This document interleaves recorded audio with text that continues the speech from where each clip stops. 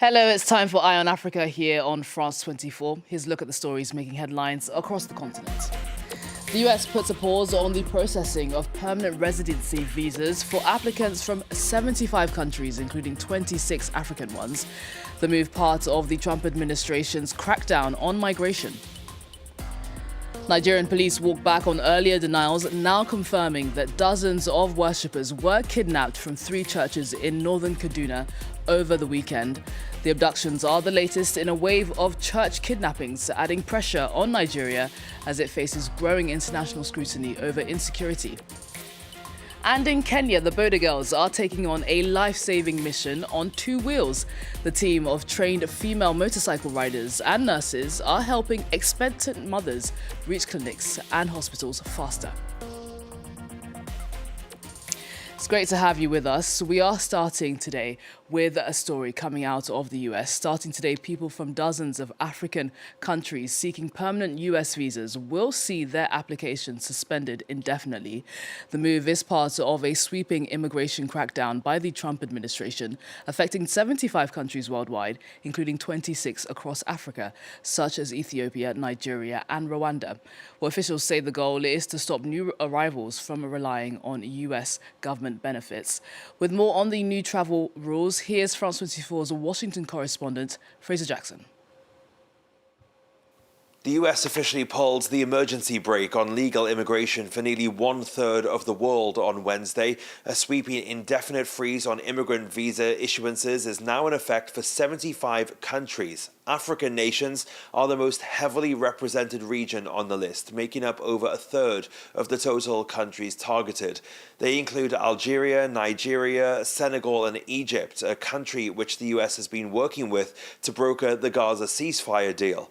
The State Department says that this is about protecting the American wallet, the administration arguing that migrants from these specific nations are using US welfare and public benefits at what they call unacceptable rates.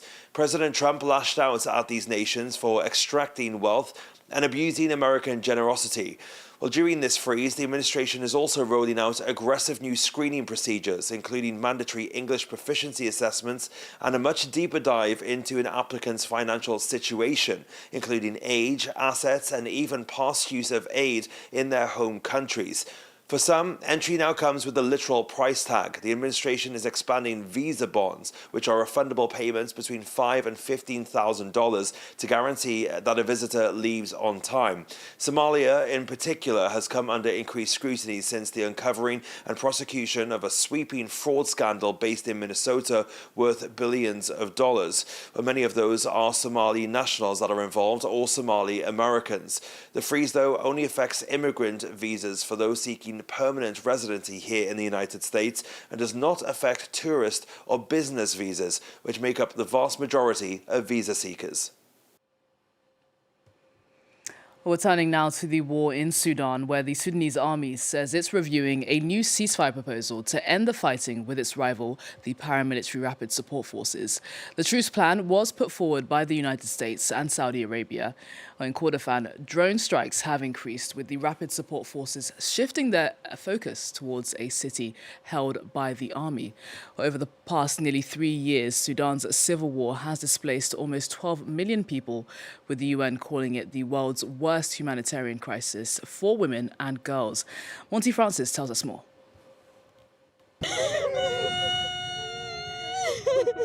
These women are grieving and offering prayers for an entire family of 10 killed in a drone strike in central Sudan. The family's home was leveled in the explosion, which left many others in the village injured. The strike took place just after our nighttime prayers. After the drone hit, they got us out and took us to the hospital. Some of us were injured and others were dead. Drone strikes have intensified in and around the city of El Obeid, a city in the central Kordofan region under the control of the Sudanese army and targeted by the paramilitary group the Rapid Support Forces, which tightened its grip on the western Darfur region back in October. Now the RSF has its sights on Kordofan and in recent months has bombarded the region with drone strikes to deadly effect. The drone hit. The yard was full of women and children. Around 58 people died on the spot, and the rest were taken to the hospital. The following morning, we were told 7 more people had died from their injuries.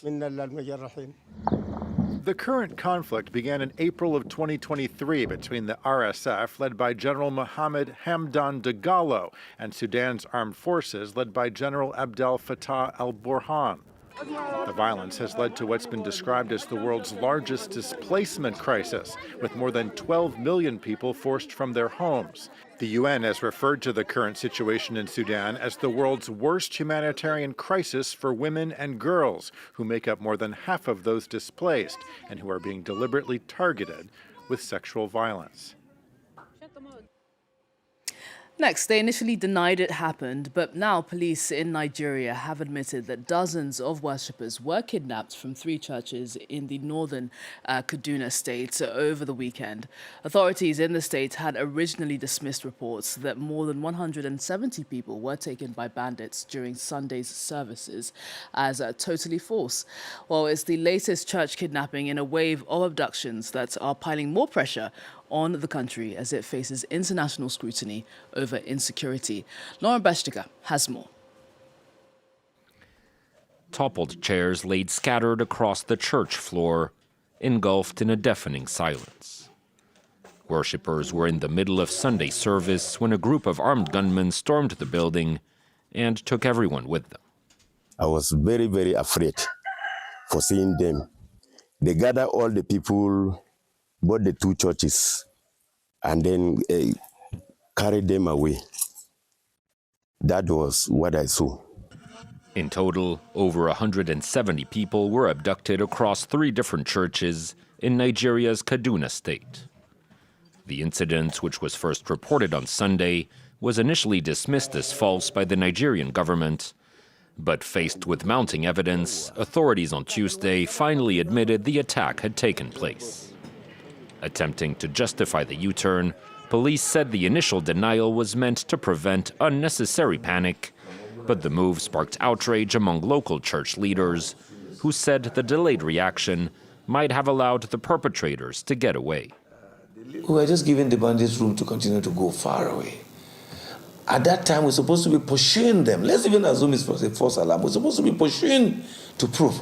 But we're not pursuing, we're busy denying. Faced with growing U.S. scrutiny over mass abductions and insecurity, Nigerian authorities have been under pressure to show results.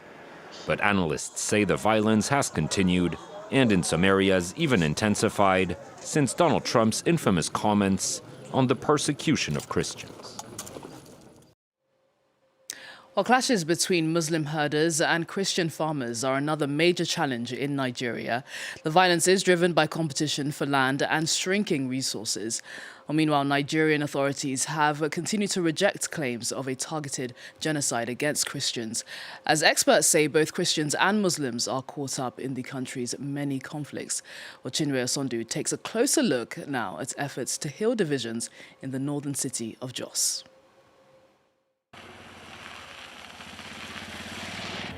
Jumai Pam is a member of the Baram Christian community in Jos. Over 500 people, including her husband, were killed when Diemboro village was brutally raided in 2010. Jumai and her 6 children survived, but it's hard to move past their fear when security here is still so fragile. I feel heavy in my heart because just as they came here and attacked us, killing my husband is what other people are experiencing now. I see them and I remember how it was. In fact, right now, the sound of gunshots no longer scare me. Plateau State has seen decades of conflicts, and the justice system often fails to hold perpetrators accountable, so tit-for-tat violence deepens. Abdurrahman Muhammad is a rancher and a Muslim. He is constantly worried that he, his flock and his family might become targets in revenge for raids blamed on armed groups of his ethnic and religious roots. Anyone found committing a crime should be properly investigated and punished. But if an investigation proves someone isn't guilty, they shouldn't be mistreated. It's wrong to generalize and punish all Fulani people. 15 years ago, bloody interreligious clashes pit Muslims and Christian communities against each other on the streets of Jos. An enormous amount of work from local NGOs has gone into rebuilding some trust here. Today, young people of all backgrounds look past their faith and focus on what brings them together. Tension do still sometimes flares up, but overall, Jos is a peaceful city. So for peace building to be built here this time around, it needs a lot of work, a lot of bringing up trust, and a lot of tolerance to be able to bring these persons together to have this done. But Jos' fragile equilibrium is an exception. Without more peace-building programs, cycles of violence between rival communities have continued, costing nearly 12,000 lives across Plateau State between 2001 and 2025. We're heading to Tunisia now, where at least 5 people have been killed after catastrophic flooding swept across the country. Parts of the capital, Tunis, have been left completely underwater following the heaviest rainfall in more than 70 years. Well, the regions of Monastir and Naboul were among the worst affected, as schools and businesses were forced to shut down. Well, transport has also been disrupted and some public drains left blocked. Some are now trying to clean them out on their own. Take a listen. I poke around in the drain with a stick to try to remove the debris that has accumulated in it. It's not much, but it's my way of helping. It's always like this when it rains because there's no proper drainage system. Last time I complained about the drains that are always blocked, and I've been waiting 3 years for something to be done. The street behind my house has been flooded for 2 days now. Next, a group of women are taking on Kenya's maternal mortality crisis head-on. Known as the Boda Girls, the trained nurses in rural western Kenya are helping expectant mothers reach clinics and hospitals faster by offering transport on motorcycles. Laurent Bashtika has the story.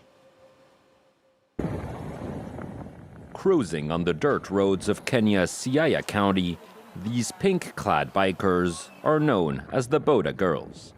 All are seasoned motorcycle riders, but also trained nurses and health workers who roam the Kenyan countryside to make sure pregnant women get access to the care they need. There was this time my client called me at around 6 a.m. in the morning, and upon arrival, her water was already breaking. So when I was riding her to the hospital, she was holding me too tight, making it unbearable for me to even ride that motorcycle properly. But thank God we arrived on time, and immediately upon reaching the hospital, she just delivered. The program was launched in 2022 to tackle a growing challenge in Kenya's rural communities. Access to transport is one of the major overlooked aspects on women's health and economic empowerment, especially in the rural areas where the distance and the cost are the barriers to access to health. A lack of transportation combined with long distances that result in thousands of pregnancy-related deaths each year, according to UNICEF. But for many Kenyan women, the Boda Girls initiative, which is completely free of charge, has begun to bridge that gap.